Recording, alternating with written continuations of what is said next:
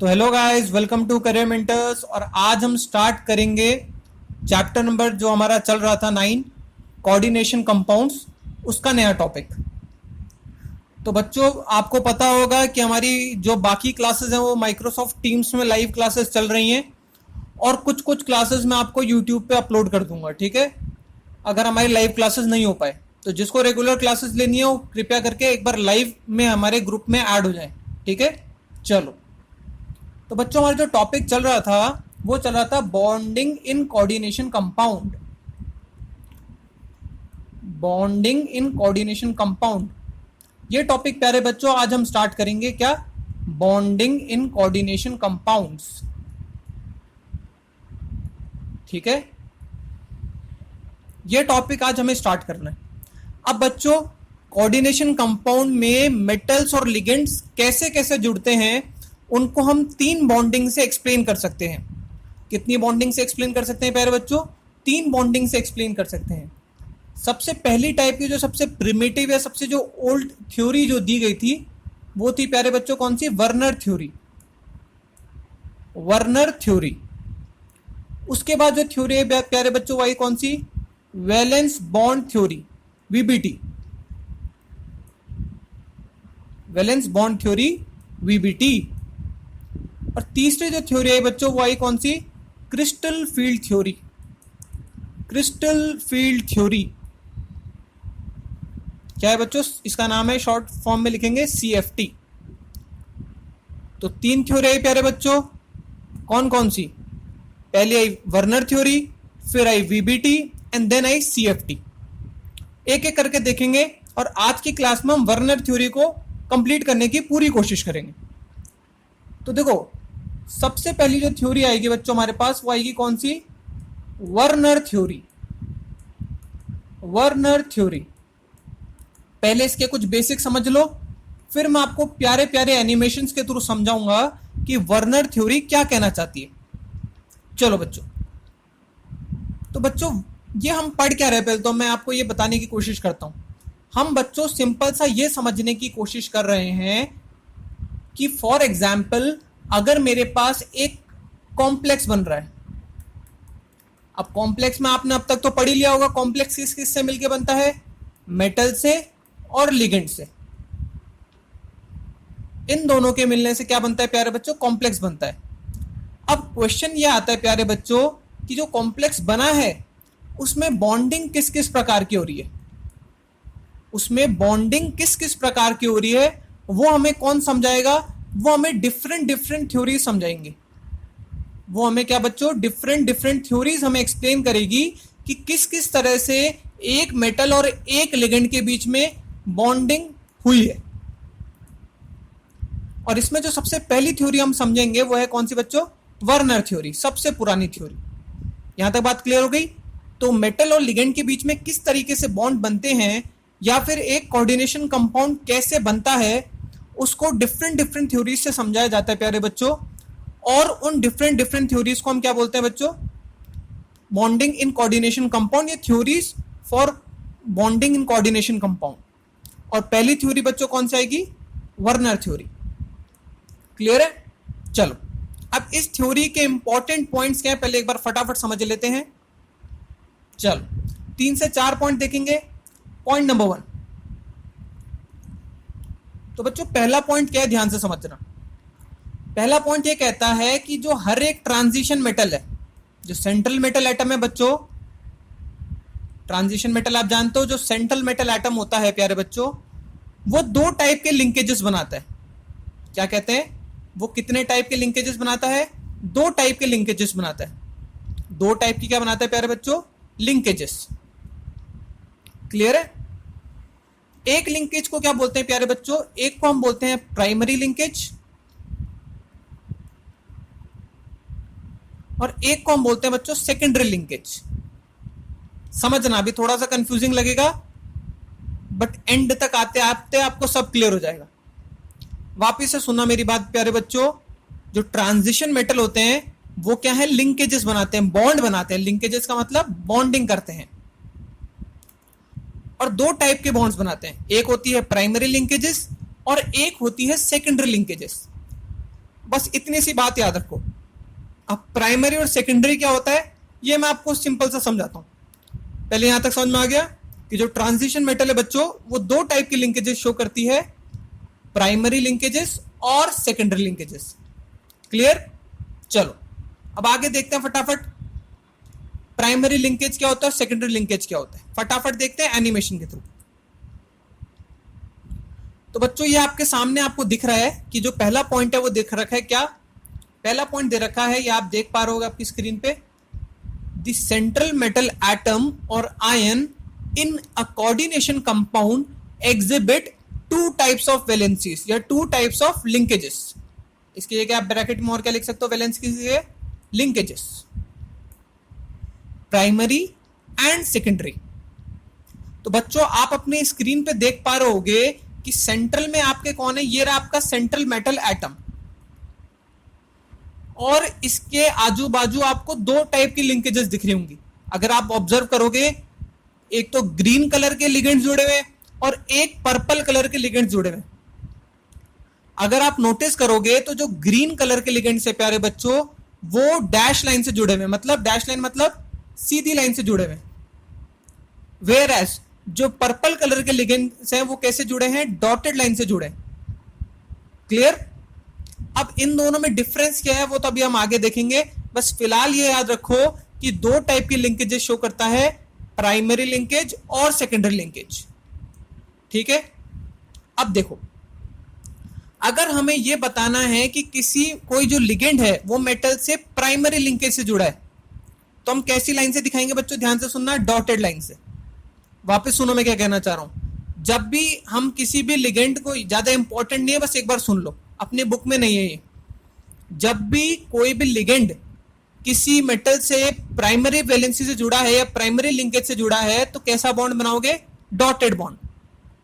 Where as जब भी वो सेकेंडरी लिंकेज से जुड़ा हुआ है तो बनाओगे कैसा बॉन्ड, स्ट्रेट बॉन्ड, या फिर आप बोलोगे पूरा बोल्ड लाइन। ठीक है? कहां गया, ये रहा। और जब भी दोनों के दोनों बॉन्ड्स बना रहा है वो तो कैसा होगा, डॉटेड प्लस डैश का कॉम्बिनेशन। ज्यादा इंपॉर्टेंट नहीं है, इसको बस फिलहाल छोड़ो। अब यहां ध्यान से देखो, ध्यान से देखो, बहुत इंपॉर्टेंट है। आपको ऑटोमेटिकली प्राइमरी लिंकेज समझ में आ जाएगी, प्राइमरी लिंकेज आपको ऑटोमेटिकली समझ में आ जाएगी। तो प्यारे बच्चों समझना कि प्राइमरी लिंकेज क्या होता है, बहुत इंपॉर्टेंट है।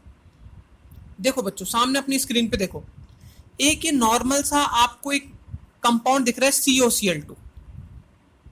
COCl2 यहां पे आप क्या ऑब्जर्व कर पा रहे प्यारे बच्चों, ये जो मेटल है CO जो मेटल है प्यारे बच्चों, इसमें कितने क्लोरीन जुड़े हैं, इसमें 2 क्लोरीन जुड़े हैं। जैसा कि आप यहां नीचे देख पा रहे हो, CO से कितने क्लोरीन जुड़े हैं, 2 क्लोरीन जुड़े हैं। क्लियर? अब ध्यान से सुनना, प्राइमरी लिंकेज कौन सी होती है मैं वापस बता रहा हूं, फिर मेरा माथा मत खाना।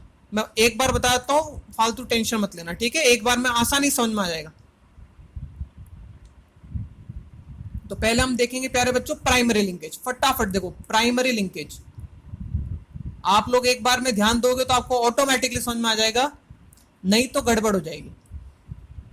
देखो बच्चों प्राइमरी लिंकेज मतलब जो सबसे बेसिक लिंकेज है, जो सबसे बेसिक बॉन्ड है, जो सबसे बेसिक बॉन्ड है, जो आप बचपन से पढ़ते आ रहे हो, जो वैलेंसी या जो लिंकेज आप बचपन से पढ़ते आ रहे हो, सबसे पहले से पढ़ते आ रहे हो, वो क्या कहलाएगी प्यारे बच्चों, प्राइमरी लिंकेज। कैसे बताता हूं फटाफट। देखो आपने बचपन में कंपाउंड पढ़ा होगा MgCl2। अब इसमें मैग्नीशियम पे कितने क्लोरीन जुड़े हैं, 2 क्लोरीन जुड़े हैं, तो इसकी प्राइमरी लिंकेज कितनी हो गई, 2। अगला FeCl3, इस पे आयरन पे कितने क्लोरीन जुड़े हैं, 3, तो FeCl3 में प्राइमरी लिंकेज कितनी हो गई, 3।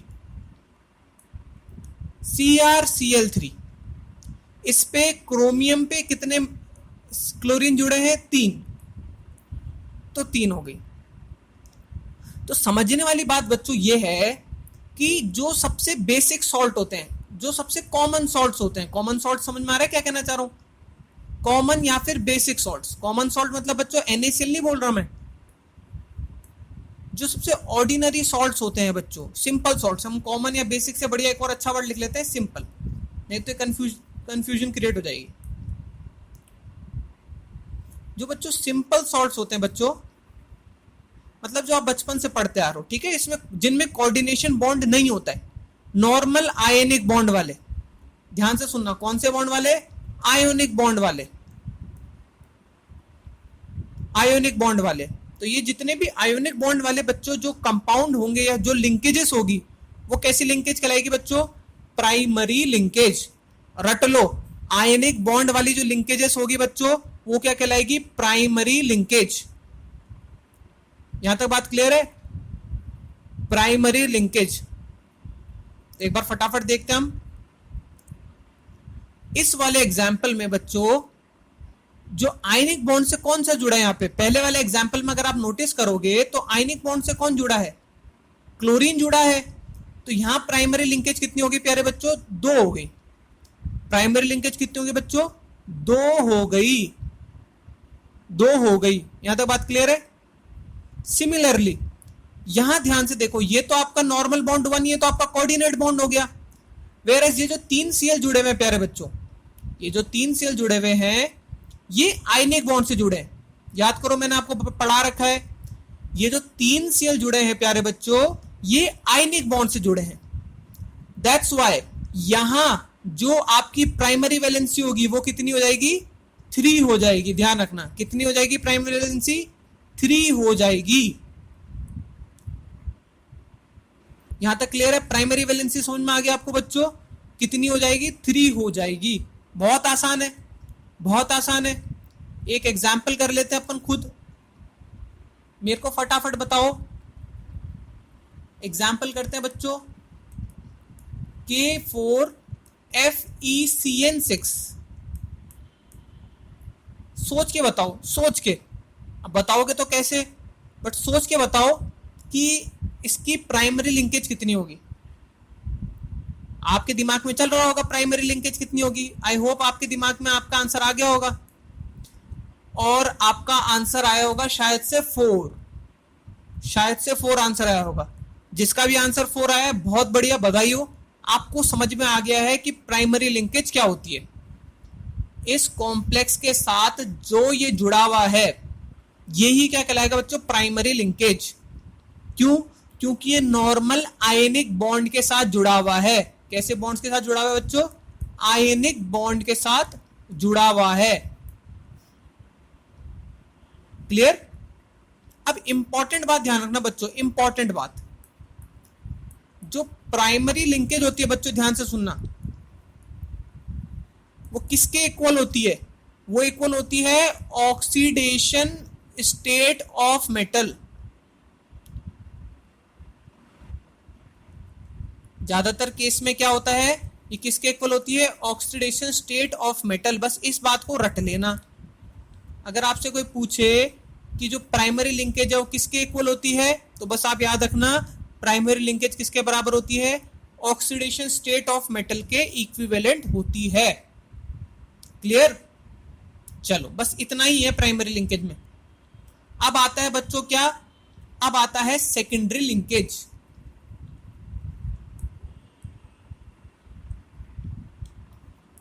सेकेंडरी लिंकेज बहुत आसान है। देखो, जो आयनिक बॉन्ड से जुड़ेगा वो कौन सा हो जाएगा? Primary linkage.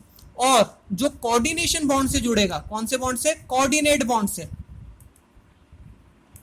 कोऑर्डिनेट बॉन्ड से, तो ऑटोमेटिकली क्या हो जाएगा? वो कहलाएगा आपका बच्चों सेकेंडरी लिंकेज। कितना आसान है बताओ, कितना आसान? इससे आसान तो हो ही नहीं सकता। जैसे कि इस वाले एग्जाम्पल में देखो प्यारे बच्चों, तो इस वाले एग्जाम्पल में आप नोटिस करोगे कि पहले वाले में तो कोई सेकेंडरी लिंकेज है ही नहीं, क्योंकि कोई कोऑर्डिनेट बॉन्ड बन ही नहीं रहा है।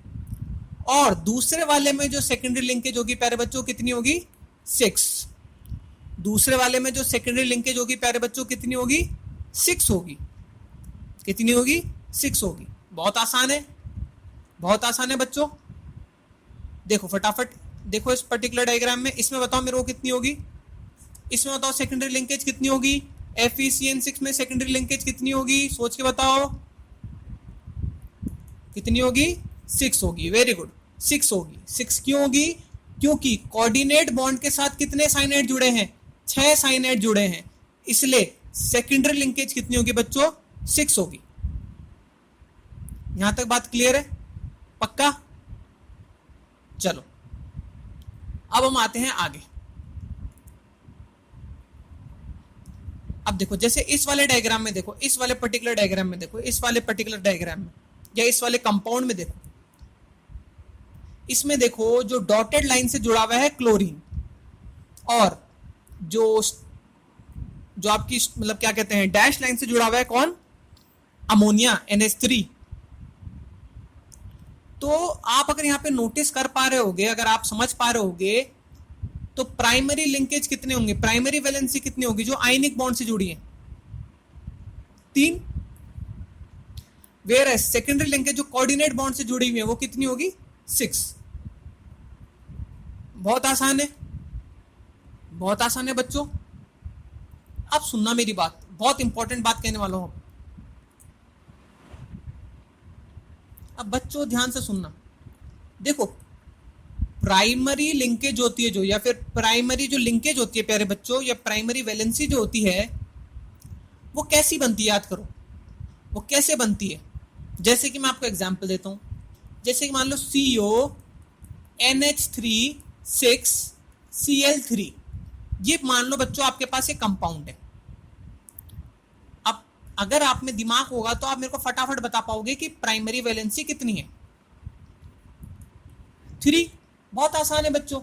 अगर आपने थोड़ा सा अपने दिमाग का यूज किया होगा तो आपको यहां 3 क्लोरीन दिख रहे हैं, तो प्राइमरी वैलेंसी कितनी होगी बच्चों? 3। अब बच्चों प्यार से समझो हो क्या रहा है। देखो हुआ क्या होगा, पहले बना होगा आपका कोऑर्डिनेशन कॉम्प्लेक्स, जिसके ऊपर कितना चार्ज होगा? +3। याद करो, मैंने आपको समझा रखा है ये। और इस +3 चार्ज को न्यूट्रलाइज करने के लिए 3 क्लोरीन आएंगे, जिनको हम क्या कहते थे? याद करो, काउंटर आयन। याद करो, क्या कहते थे? Counter ion. तो बच्चों ये 3 जो क्लोरीन है ये किससे जुड़ेंगे बच्चों?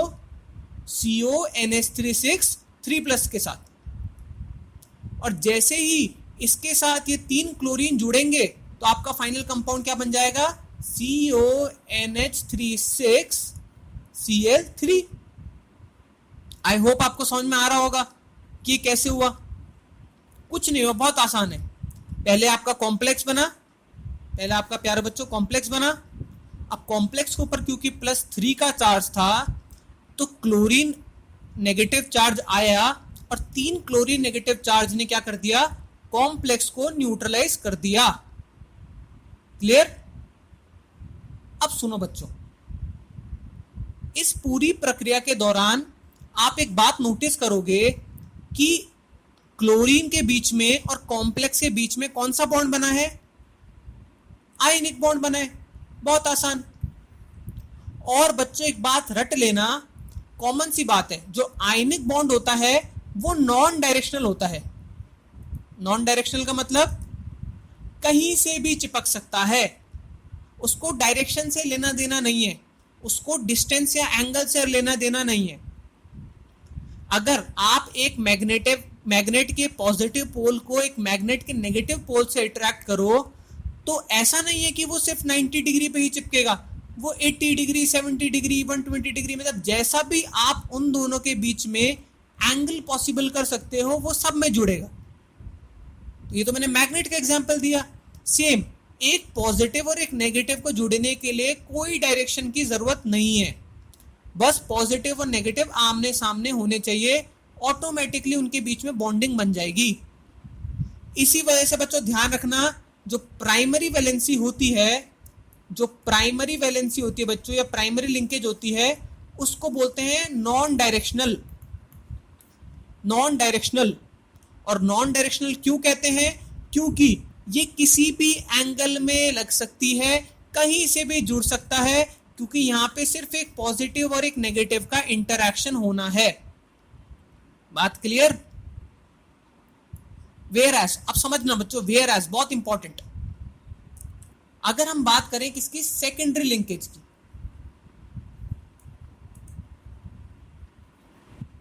अब प्यारे बच्चों वही सेम एग्जाम्पल लेते हैं, ज्यादा अपन हेर फेर नहीं करते हैं। CONH36 Cl3। अब आपको अगर थोड़ा बहुत समझ में आ गया होगा तो सेकेंडरी कितनी है लिंकेजेस, सेकेंडरी कितनी है बच्चों 6, सेकेंडरी कितनी है प्यारे बच्चों 6। अब बस यही समझने की चीज है।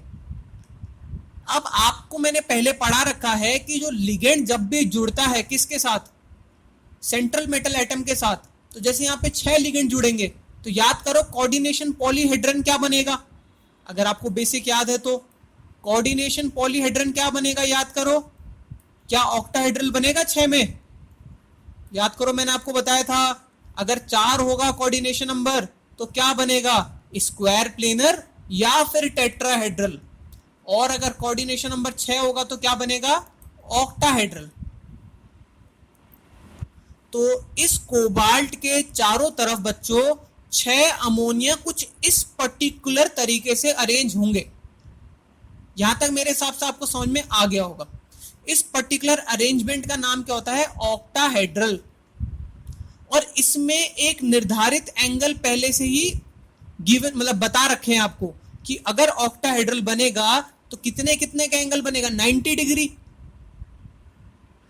मतलब कि प्यारे बच्चों अगर 6 अमोनिया को कोबाल्ट पे लिपटना है तो वो ऐसा नहीं कि किसी भी डायरेक्शन से लिपट ले, उनको स्पेसिफिकली ऐसी ही पर्टिकुलर अरेंजमेंट में आना पड़ेगा, तभी वो मॉलिक्यूल स्टेबल होगा।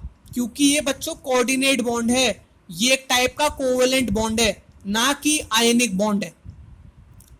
समझ में आ रहा है। तो इसलिए सेकेंडरी लिंकेज कैसी होती है प्यारे बच्चों, डायरेक्शनल नेचर की होती है। जैसा कि पिछली वाली कैसी थी, नॉन डायरेक्शनल थी, ये वाली बच्चों डायरेक्शनल नेचर की होगी। मतलब इसमें ओरिएंटेशन का डायरेक्शन मैटर करेगा। बस आपकी वर्नर थ्योरी यहीं पे खत्म हो गई। बताओ कितना आसान था। अब एक बार फटाफट एनिमेशन के थ्रू देख लेते हैं। बहुत आसान, बहुत आसान बच्चों। आई होप आपको समझ में आ गई होगी। बस आपको क्या बात याद रखनी है, मैं आपको एक बार फटाफट पहले एक चीज बताता हूं आपको क्या क्या बातें याद रखनी है। आपको देखो क्या क्या याद रखनी है कि 2 टाइप की लिंकेजेस होती हैं, एक होती है प्राइमरी वैलेंसी और एक होती है सेकेंडरी वैलेंसी। प्राइमरी वैलेंसी क्या होती है, जो आयनिक बॉन्ड बनाती है, और सेकेंडरी वैलेंसी कौन सी होती है बच्चों, जो कोऑर्डिनेट बॉन्ड बनाती है। प्राइमरी वैलेंसी के एक मैं बात बताना भूल गया था, प्राइमरी वैलेंसी को हम क्या बोलते हैं, ऑक्सीडेशन स्टेट, और सेकेंडरी वैलेंसी को बच्चों याद रखना क्या कहते हैं, कोऑर्डिनेशन नंबर। ये कैसी नेचर की होती है बच्चों, नॉन डायरेक्शनल, और ये कैसी नेचर की होती है, डायरेक्शनल। बस यही है आपकी वर्नर थ्योरी। कितनी आसान सी थ्योरी है बताओ बच्चों। आई होप आपको समझ में आ गई होगी। हाँ, मैं एक बात क्या बताना भूल गया था, समझने की कोशिश करना। जैसे इस एग्जाम्पल में समझा देता हूं, या फिर अपन एक काम करते हैं, इस एग्जाम्पल में देखो। आई होप आपको समझ में आ गया होगा कि सेकेंडरी वैलेंसी 6 क्यों है 6, क्योंकि यहां पे 6 अमोनिया जुड़े हैं। अब बच्चों याद करो अपने वो पुराने दिन, जब मैंने आपको बताया था कि इस कोबाल्ट की अगर आपसे मैं पूछूं कोऑर्डिनेशन नंबर क्या होगा, तो बताओ क्या होगा। क्या 6 नहीं होगा इसका कोऑर्डिनेशन नंबर? जी हां बच्चों, इसका कोऑर्डिनेशन नंबर कितना होगा, 6 होगा। तो ऐसा बोला जाता है कि जो सेकेंडरी लिंकेज होती है बच्चों, वो कोऑर्डिनेशन नंबर बताती है। जैसे कि प्राइमरी लिंकेज क्या बताती थी, जैसे कि प्राइमरी लिंकेज बच्चों आपको ऑक्सीडेशन स्टेट बताती थी, वैसे ही सेकेंडरी लिंकेज आपको क्या बताती है, कोऑर्डिनेशन नंबर। ये 2 बातें रट लेना क्योंकि ये कंफ्यूज कर देती है कभी कभी। ठीक है, चलो अब कुछ एनिमेशन देख लेते हैं फटाफट। देखो मैंने आपको ये बताया दिया अभी फटाफट, क्या कि जो आपकी सेकेंडरी वैलेंसीज होती हैं, जो सेकेंडरी लिंकेज होती है बच्चों, वो डायरेक्शनल होती है। क्या होती है बच्चों, डायरेक्शनल होती है। डायरेक्शन भी बताइए, अगर 6 कोऑर्डिनेशन नंबर होगा तो ऑक्टाहेड्रल, और 4 होगा तो टेट्राहेड्रल या फिर स्क्वायर प्लेनर। और क्या है बताओ फटाफट, सेकेंडरी वैलेंसी डायरेक्शनल होती है, अब डायरेक्शनल में एक और ऑप्शन क्या है, सिस और ट्रांस। ये विपरीत डायरेक्शन होती है बच्चों, जब सेम सेम वाले एक साइड में तो सिस, और सेम सेम वाले अगर क्या है डायगोनल है तो बच्चों क्या हो जाएगा, ट्रांस। क्लियर है, ज्यादा इसमें टाइम मत खपाओ, बहुत आसान है ये तो। अब बच्चों ये वाला क्वेश्चन मैं आपको बहुत बार करा चुका हूं, ये मैं अभी वापस रिपीट नहीं करना चाहता। इस बार टेस्ट में भी दिया था, इस बार टेस्ट में भी दिया था। देखो जो आपका कंपाउंड है इसको हम कैसे करके लिखेंगे, CONH36 Cl3। अब इस केस में बच्चों कितने Cl हैं, 3 Cl है, तो कितने AgCl देंगे, वो 3 AgCl देंगे। कितने AgCl देंगे, 3 AgCl, क्योंकि कितने क्लोरीन निकलेंगे, 3 क्लोरीन निकलेंगे। सिमिलर इसमें क्या हो जाएगा, 1 क्लोरीन अंदर चल जाएगा, और इसमें क्या हो जाएगा, 2 क्लोरीन अंदर चल जाएगा। क्या समझ में आए, मैं ये क्लास में करा चुका हूं इसलिए जल्दी बोल रहा हूं बच्चों। एक बार मैं इसका मॉलिक्यूलर फॉर्मूला वापस बता देता हूं, अगर आपको समझ में नहीं आया तो आप कल जो टीम्स में क्लास होगी, माइक्रोसॉफ्ट टीम्स में, वहां आप मुझसे पक्के से पूछ लेना। बाकी मैं बच्चों ये करा चुका हूं। क्या होगा बच्चों, याद करो, कोबाल्ट बनाएगा तो 6 बॉन्ड, NH3 कितने हैं, 5, तो 5 तो हो जाएंगे बच्चों NH3, और 1 लग जाएगा Cl, और बच्चे Cl2 क्या हो जाएंगे, बाहर। अब क्योंकि बच्चों 2 Cl बाहर हैं तो कितने AgCl बनेंगे, 2 AgCl बनेंगे, सीधी सी बात है।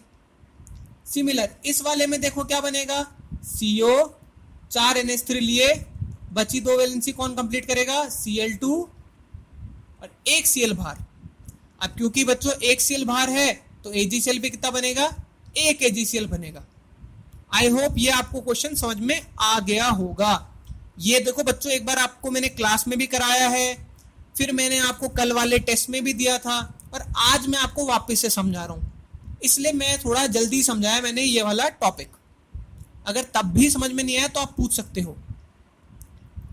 अब बच्चे पूछ रहे हैं, देखो ये कितना आसान है, इसने वही दे दिया आपको क्या, CONH36 Cl3। अब इसमें प्राइमरी लिंकेज कितनी है, 3, सेकेंडरी कितनी है, 6। ये देखो कितना आसान। हाँ, अब ये इंपॉर्टेंट तो क्या है, बट ये सुन लो एक बार कि पहले जो इसको कंपाउंड को कैसे लिखते थे, COCl3 6NH3। पहले लिखने का तरीका क्या था, COCl3.6NH3, ऐसे लिखते थे पहले कोऑर्डिनेशन कंपाउंड को। बट आजकल नए तरीके से कैसे लिखते हैं, ऐसे लिखते हैं CONH36 Cl3। बस इतनी बात ध्यान रखनी है आपको। आई होप इसमें भी कोई दिक्कत नहीं होगी। अब लास्ट जो है इसके ड्रॉबैक्स, क्या क्या इसमें फेलियर्स थे, क्या क्या ड्रॉबैक्स थे। अब बच्चों मैं आपको एक चीज बताता हूं, बहुत आसान चीज है, अगर आप समझ पाओ तो आपको मजा आ जाएगा। प्यारे बच्चों, अगर मान लो मेरे पास iPhone 6 है, और मान लो उसमें क्या है, सिंगल कैमरा है, और मान लो उसका अपडेटेड वर्जन आया है iPhone 11, उसमें मान लो 3 कैमरा है। अब ध्यान से सुनना बच्चों, बहुत आसान है। अगर मैं आपसे पूछूं what are the drawbacks of iPhone 6, तो इसका रीजन क्या है, इसका क्या है, क्योंकि इसमें सिर्फ एक ही कैमरा है। और मैं क्या बोलूं, what are the features of iPhone 11, तो आप क्या बोलोगे कि इसके पास 3 कैमरे हैं। मतलब क्या कि कैमरा ही इसके लिए तो क्या हो गया, डिसएडवांटेज हो गया, और इसके लिए क्या हो गया, एडवांटेज हो गया। मतलब एक थ्योरी के ड्रॉबैक दूसरे वाले थ्योरी के क्या होंगे, इंपॉर्टेंट पॉइंट्स होंगे। क्यों, क्योंकि जो ये नहीं समझा पाया वो समझा पाया। अभी जैसे हम जो इसके ड्रॉबैक्स लिखेंगे वो सारे क्या होंगे, पॉइंट्स किसके होंगे, वीबीटी के होंगे। क्यों, क्योंकि जो ये नहीं समझा पाया वही तो ड्रॉबैक हुए, और जब वो ये नहीं समझा पाया तभी तो नई थ्योरी निकली। तो समझ लेना, जो वीबीटी के पॉइंट्स होंगे, इंपॉर्टेंट पॉइंट्स, जो इंपॉर्टेंट फैक्ट्स होंगे वीबीटी से रिलेटेड, वो सारे क्या होंगे, वर्नर थ्योरी के ड्रॉबैक्स होंगे। तो ये जितने भी आप ड्रॉबैक्स देख रहे हो, ये सारे ड्रॉबैक्स हम कहां देखेंगे, आगे पढ़ेंगे जब हम वीबीटी पढ़ेंगे, और वहां इन सबका क्या है, सोल्यूशन दे रखा है। तो पहला ड्रॉबैक फटाफट देख ही लेते हैं। पहला ड्रॉबैक क्या है it does not explain why only certain elements form coordination compound. ये पर्टिकुलर जो वर्नर थ्योरी है ये नहीं समझा पाई कि सिर्फ कुछ कंपाउंड ही कोऑर्डिनेशन कंपाउंड क्यों बनाते हैं या कुछ एलिमेंट्स ही कोऑर्डिनेशन कंपाउंड क्यों बनाते हैं. जैसे आपने पढ़ रखा है बच्चों कि जो ट्रांजिशन मेटल्स हैं वो कोऑर्डिनेशन कंपाउंड बनाते हैं सिर्फ ज्यादातर केस में. तो सिर्फ ट्रांजिशन ही क्यों बनाते हैं उसका रीजन कौन देगा बच्चों आपको? वो कौन नहीं दे पाया, सॉरी, वो वर्नर नहीं बता पाया. और दूसरा पॉइंट क्या है, वो ये नहीं बता पाया कि डायरेक्शनल प्रॉपर्टीज कैसे शो करते हैं. अभी डायरेक्शनल प्रॉपर्टीज क्या है इसको हम आगे देखेंगे, बस अभी तो फिलहाल पढ़ लो. वैसे एग्जाम में आज तक क्वेश्चन नहीं आया what are the limitation of Werner, मैं तो बस आपकी जनरल नॉलेज के लिए बता रहा हूं. और तीसरा पॉइंट क्या प्यारे बच्चों, it does not explain the colour, the magnetic and the optical properties of complexes. ये सारी प्रॉपर्टीज भी नहीं समझा पाया जो हम कहां पढ़ेंगे, वीबीटी में पढ़ेंगे. क्लियर? तो आई होप बच्चों आपको ये पर्टिकुलर चैप्टर या पर्टिकुलर वर्नर थ्योरी समझ में आया होगा. बहुत आसान सा था प्यारे बच्चों. कृपया करके अपने अटेंडेंस देना मत भूलना कमेंट सेक्शन में. ठीक है, आपको अटेंडेंस देनी जरूरी है. कमेंट सेक्शन में यूट्यूब में आप अटेंडेंस जरूर देना. और वीडियो अच्छा लगा तो उसको लाइक जरूर करना. एंड अगर आपको किसी भी चीज से रिलेटेड प्रॉब्लम है तो आप माइक्रोसॉफ्ट टीम्स में क्लासेस कंटिन्यू करो और प्रॉब्लम मुझसे कल वहां पूछ लेना. और अगर किसी को ज्वाइन होना है बच्चों, वो इस नंबर पे क्या करे, मुझे व्हाट्सएप करे. ठीक है, किसी को अगर माइक्रोसॉफ्ट टीम्स के थ्रू हमसे ज्वाइन करना है हमें, तो इस नंबर पे हमें क्या करे, व्हाट्सएप करे. ठीक है बच्चों, तो आज के लिए बच्चों इतना ही. अब हम मिलते हैं कल. Bye bye.